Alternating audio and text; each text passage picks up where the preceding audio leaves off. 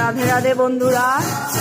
তো দেখো আমরা মুকুন্দপুরে রাধা গোবিন্দ মন্দিরের সামনে দাঁড়িয়ে আছি। মন্দির এখন বন্ধ, রাধা গোবিন্দ শয়নে আছে।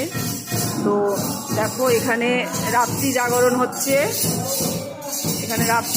হচ্ছে, উত্থান একাদশীতে আমরা সবাই মিলে মুকুন্দপুর রাধা গোবিন্দ মন্দিরে রাত্রি জাগরণ করছি। এই যে আমাদের এই বাবাজি, রাজু বাবাজি গীতা পাঠ করছেন এবং আমরা সবাই শ্রবণ করছি। এরকম আমরা সবাই আছি। দেখো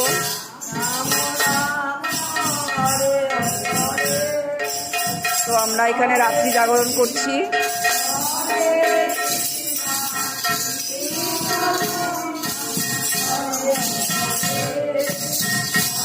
এখন ঘড়িতে বাজে দেখো 3:30।